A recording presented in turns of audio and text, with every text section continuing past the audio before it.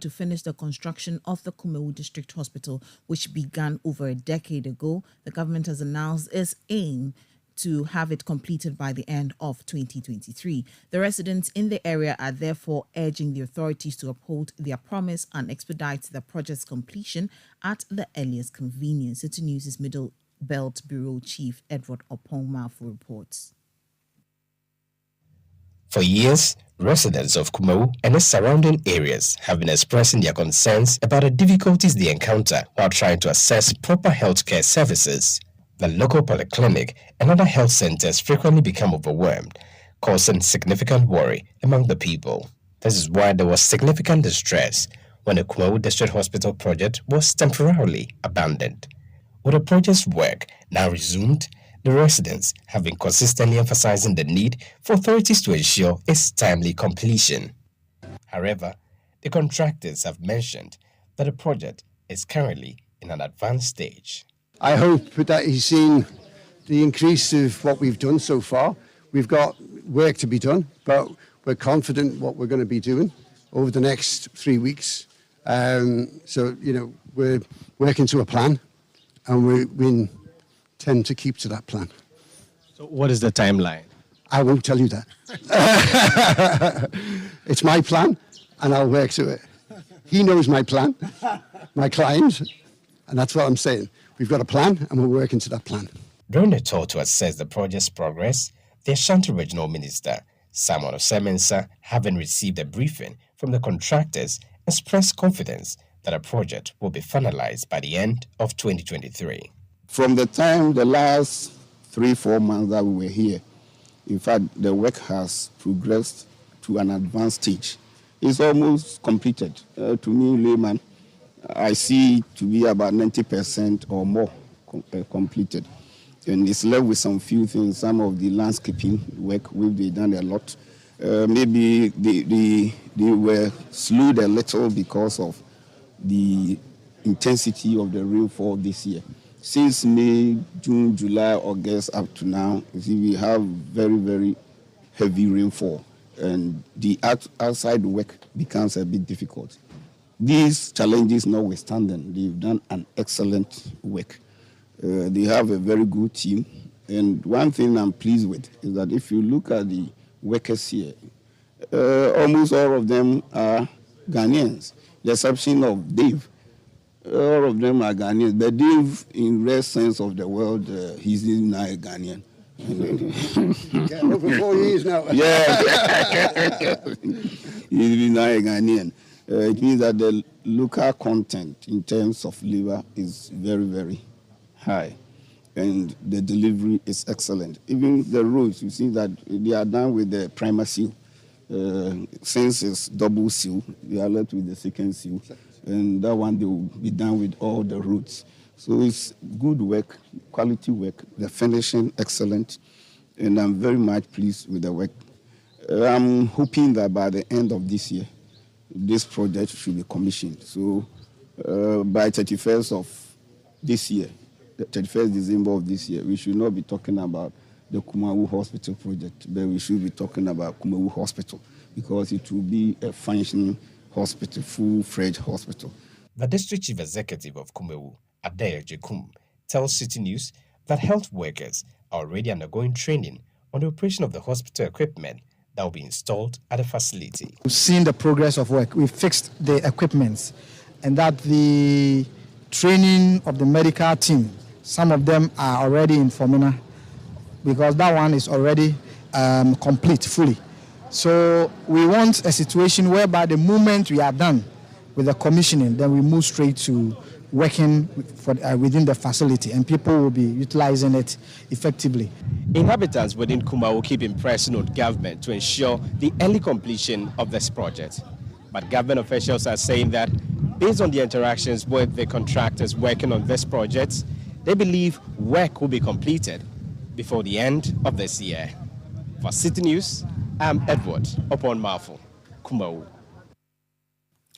And back here in Accra in the studios of Citi FM, live from our studios at number 11 Dr. Morton Loop in Adabraka Accra, and Wilma Obobisa-Coleman here with Charles Owusu-Kumi. You're listening to the Citi Prime News. Still ahead in the bulletin, a team of government agencies led by the Deputy Roads Minister visit the West Mamprusi district in the Northeast region to assess level of destruction caused by Wednesday's downpour. Bring you details shortly. Do stay with us.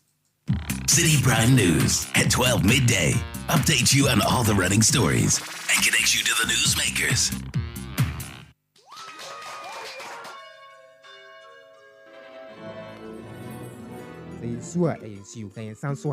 Happy birthday to you. Ashes to ashes, dust to dust. Throughout all life-changing moments such as graduations, weddings, funerals, birthdays, ATL is there to ensure you're never out of style. When you think fabric, think ATL. Log on to atlfabrics.com. Order and buy your favorite ATL fabric. You can also visit our shop at number 40 Kwame Nkrumah Avenue, opposite the Swansea Shopping Arcade at Accra Central.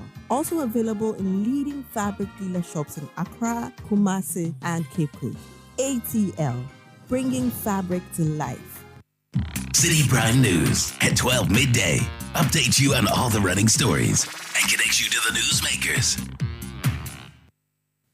You're welcome back. Many thanks for staying with us. Now, the Deputy Minister of Roads and Highways, Stephen Jalula, led a team of government agencies on a field visit to Tunguri in the West Mamprusi district of the Northeast region. The visit aimed to assess the damage caused by heavy rainfall on Wednesday, which impacted several communities in the area. The storm led to the destruction of farms and properties. During the visit, Deputy Roads Minister Stephen Jalula expressed his condolences to the affected residents and assured them of swift action to restore connectivity to the road network, thereby revitalizing local economic activities. There's more in this report filed by Citi News' Northern Regional Correspondent Mohammed Aminu M. Alapira and read by Ni Lati Lati. A severe rainstorm struck the Northeast region on Wednesday, causing significant damage to both lives and properties. Numerous homes were flooded, resulting in the displacement of many residents. Furthermore, the storm caused the collapse of several bridges that connected various communities, leaving people stranded. In response to the disaster, the Deputy Minister for Roads and Highways led a government delegation to the affected areas on Thursday to assess the scope of the damage. During the visit, the Deputy Minister expressed his sympathies to the affected residents and assured them of swift action to fix the collapsed bridge. Indeed, this washout is very, very huge. In my estimation, I didn't know that was what was happening. But when we came here, we realized that it's very huge. And fortunately for us, because of what happened and because we want to ensure that the road is worked on for the people of the Northeast region to be able to traverse in and out for economic and social activities to continue, we came along with very formidable contractors. So we are here with them and work has even started. What we are going to do at this particular spot, Tinkri, is for us to create a temporary bridge, steel bridge that we call Bailey Bridge, downside of the road, so that vehicles and people can cross. Then the main road where the bridge was and has been washed off, they are on it. We have to put some boulders there to recover the road, and that will take time. The reason why we are doing the temporary bridge, and the temporary bridge is going to take about 2 weeks to be constructed. In the meantime, we are going to put boulders here and ensure that as soon as possible, the vehicles and individuals will be able to cross the washed out area of the road. Northeast Regional Minister Zakaria Idana announced that dredging work at the dam site will commence soon to prevent future incidents. He also mentioned plans to construct standard spillways at various dams to mitigate potential occurrences of this nature. The thinking is that they are not just coming to work on only the road. They will dredge the dam and make sure that it's able to contain the water. And also they are thinking about providing a standard spillway so that in future, when it collects a lot of water, I think what has happened may not repeat itself. Two things will be done. The road will be constructed, and then also the dam will also be reconstructed. We also want to consider the case at Langbinsi, where the dam nearly also burst its banks. The same as the dam in Nalergo. So as we move from here to the regional capital, the minister and all the technical people will assess those two dams, and we see what can be done to salvage the situation going forward. It is not what people think. We are not divided as far as developing this nation is concerned. The MP is here. He's also here to support us so that together we find solutions to this problem. So those who think that it is all about NDC, MPP fighting, no. It is all about NDC, MPP collaborating to address the problems that confront us as a nation. So I think this sends a very good political signal to our people in the region that those at the helm of affairs politically in the region are brothers and sisters working together for the good of the region and Ghana as a whole. The National Disaster Management Organization, NADMO, is currently evaluating the extent of damage to farmers and properties. This assessment aims to quantify the financial losses incurred and determine the necessary support for the affected individuals. The regional director of NADMO, he has been moving around with his team and some members of the Regional Security Council to try to assess the farms that are involved. Well, if you don't put a finger on the exact number of farms that have been affected, you are not able to quantify in monetary terms what kind of support that you can give to them. So I believe that maybe by close of week, because most parts of the region has been affected. So when they put together the details, I think we should be able to share this with the general public. I think it will be too early to give timelines because the technical people are on the ground. They will do their assessment and they will be able to determine the quantities of work that has to be done, and that will determine the timelines. So I believe that if we want to know, let's give ourselves one week. I believe by then they would have been able to do that. But we are in a haste to get this road fixed. That I can tell you. Alhaji Baba Isifu Seidu, the Member of Parliament for Nalergu, expressed appreciation for the quick temporary solution provided by the government. He hoped for the implementation of permanent solutions to benefit residents in the region. He also stressed the importance of adequately resourcing NADMO to effectively handle similar emergencies in the future. We know that this is a stopgap measure they are putting in place, but in the long run, there will be a permanent solution that will be fashioned out for the good people of Northeast region. We are very excited that they have been able to come so within a very short period of time. And I'm also happy to note that there will be an opportunity to visit other affected areas, and the ministry is poised to ensure that they take care of this situation. I want to use this medium to also say that NADMO must be resourced enough to take care of this situation. It is not a normal situation for them. They've never handled a situation like this before. So we should not say that they are already around and they can do it. They need more support. They need more logistics. They need the energy to be able to give some interventions so that people will have some amount of relief. The report was filed by Citi News' Northern Regional Correspondent Mohammed Aminu and Alarbira and read by me, Lati. Now, the Ghana Health Service has integrated COVID-19 vaccination into its mainstream vaccination program. This move aims to make COVID-19 vaccines more accessible to the public as part of the broader expanded immunization program aimed at achieving herd immunity. Tedros Ghebreyesus, the Director General of the World Health Organization, recently mentioned that the World Health Organization is monitoring various COVID-19 variants, including the EG5 variant, which is spreading in the United States and United Kingdom.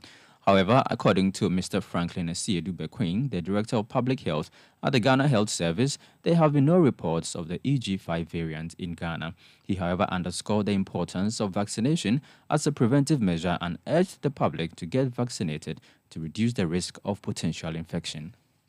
I think that these new variants, we need to stick with that. They'll keep on coming. I think with our last press release, we said that though WHO has said that COVID-19 is no more public health emergency of that concern, that doesn't mean that the pandemic is over. So we will keep on having this variant. What is important for countries is the level of protection. That's how come we keep on doing our vaccination. So we keep on doing our vaccination. So far as the population immunity is on the high side, I don't likely to get the form of the disease, let alone people die. We are not much surprised about this new variant. Expected that we find for gas in Ghana now, they have not identified this new variant, and the COVID situation hasn't changed. We don't have people being admitted or dying. Our main strategy is to continue our vaccination. As I speak now, we are making our vigilance. It's not purposely because of the new variant. So we keep on ensuring that Ghanaians get vaccinated. Those who have not vaccinated at all should get vaccinated. Those who have taken some vaccines to make sure they are fully vaccinated, and those who have taken vaccines and then should get a booster.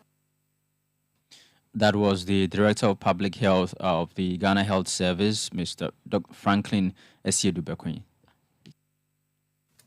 Now, the leadership of the Coalition of Aggrieved Customers of Men's Gold is urging its members and the public to dismiss claims made by the CEO of Men's Gold, Nana Appiah-Mensah Nam1, that 60% of the Men's Gold customers are ineligible for payment. Nam1 recently released a statement stating that most customers who went through the validation process a few weeks ago are not qualified to receive their funds due to various defects in the submitted documents. In response, the leadership of the Coalition of Aggrieved Customers refuted Nam1's claims, stating that their investigations have shown that no validation exercise was conducted. Spokesperson of the Coalition of Aggrieved Customers of Men's Gold, Frederick Forson, spoke to Citi News. The public should disregard the claims that 60% of the customers cannot be paid because they do not qualify. Our checks indicates that Men's Gold hasn't done any form of validation. It's only seeking to demand money from unsuspecting and already impoverished customers. And so we have asked our customers to disregard any call from him. He hasn't done anything. When we heard of this thing about 2 weeks ago, we have been resistant, and this time we have told him that nobody is going to pay a penny to him. So let him take his own validation and take it. After all, he claims in 2022 that he's also owed by Men's Gold. So if he has validated himself, he should pay himself. Anytime he wants money, he comes to Men's Gold. That is him. Check. Today I was just checking publication by Citi FM. We have done 100 and over publications about Men's Gold. Check. This is a fraudulent enterprise. Mr. Forson further disclosed that his outfit will, in the coming weeks, stage a march to the military high command to demand his arrest. We want the IGP and Citi FM. Read through the letter. This is a fraudulent letter. This is a man who is about to extort money from the public. We want the IGP to arrest him immediately. If that is not done, next week we shall be doing a walk to the military high command and report Men's Gold, the CEO, to the military high command to arrest him. Yes, we are now engaging the government. The Speaker of Parliament has agreed to set up a committee when they come back from recess. That's where we are now. Number one, we are no more even engaging him anymore. He doesn't even call us. We don't have anything to do with him again. You know, he mentioned Playboy. Go back to history. Go back to your record. Playboy was investigated by Yoko, and they came out that it's a scam from Men's Gold. Frederick Forson is the spokesperson of the Coalition of Aggrieved Customers of Men's Gold. Now, the 2023 Basic Education Certificate Examination, BECE, for both public and private schools throughout the country has concluded today. The final paper, which was the French language, marked the end of the examination period. A total of 6,714 candidates participated in the BECE, with a total of 600,714 candidates participated in the BECE, with 300,323 being males and 300,391 females. These candidates represented 18,993 schools across the nation. Some students shared their excitement about completing the examination. I'm feeling very excited after this paper. And previously, before we started the exams on Monday, we all were feeling nervous, including myself. I felt very nervous, but when we entered the exams on Monday and after the first paper, we all felt very good. Today being our last day, we know some people will go and enjoy themselves, but we all need to go home, see our parents, hear what they have for us, and the advice they give to us. We take our next move. French is the last paper we wrote today. It's our final paper. So how is the feeling after writing your final paper? It was so amazing. I was so happy to finish this paper. How has it been from Monday till today being the final day? How were the papers? It was good. Those were some students who sat for this year's Basic Education Certificate examination. Now, the Deputy Director in charge of monitoring and evaluation at the Korle Municipal Education Office, Dorothy Ejebia, appealed to authorities to train more French teachers. This year's exams have been a success. I've been through about 4 centers, and in all the centers, the students were calm. Security was okay, invigilators and supervisors were all doing their work well. So in all, I would say that this year's exam have been a success, and it has ended on a very calm note. I realized that in most of the centers, the children were struggling with the French because most of the students don't have French teachers. So what I would suggest is the ministry should do well and then train more French teachers so that it will help the children. You heard the Deputy Director in charge of monitoring and evaluation at the Korle Municipal Education Office, Dorothy Ejebia. Now, the U.S. ambassador to Ghana says the passage of the anti-LGBTQ law may affect trade and investment in the country. Ambassador Virginia Palmer says, though a number of American companies are preparing to invest in Ghana, any law that discriminates against LGBTQ may hit the country. Speaking to journalists in Accra, Ambassador Virginia Palmer says Ghana should tread cautiously. A lot of inter-ethnic harmony, and that makes Ghana strong and stable and attractive for investment. I hope it stays that way with regard to the LGBT community. And again, there's money to be made. You know, the color of your money is green or red if it's Ghanaian. But if there is discrimination or worse, then that will send a signal to not just LGBT investors and exporters, but the other American companies that Ghana is less welcoming than I'm telling people that it is now. So I hope it will stay welcoming. You heard the U.S. ambassador to Ghana, Virginia Palmer. Now, one of the proponents of the anti-LGBTQ bill has been responding to this, Sam George, that's the MP for Ningo Pram, in a social media post, and it reads, you have expressed fears that investors from the U.S. would not find Ghana attractive if we as Ghanaians uphold our values and reject the depravity of LGBTQ. I find that really surprising. Are American investors looking to invest in a country and with partners who have no values? I thought the basic test of a potential partner is integrity and values. Ghana, as you know, is very intolerant of religious extremism. Has that made American investors wary of Ghana as an intolerant investment destination? Let me reassure you and the U.S. Embassy Ghana that Ghana remains welcoming and open to American investors as a stable, viable democracy. We welcome investors to value the principles of integrity and respect the cultural values of their partners. I am confident it should not be a worry, as our intended legislation is not different from American laws in states like Florida and Kentucky. I believe the U.S. Supreme Court agrees largely with Ghana's position, end quote. And that was a statement from one of the proponents of the anti-LGBTQ bill, Sam George, and Member of Parliament for Ningo Pram. And that's how we end today's edition of the Citi Prime News, which has been live from our studios at Adabraka in Accra. For more news, you can log on to our website, citynewsroom.com. I am Wilma Ububi Sakoman, and this afternoon I did this with Charles Owusukumi. Up next is the afternoon's edition of the City Business News. Many thanks for doing the listening and do have a good afternoon. City 97.3. More variety. The city is alive.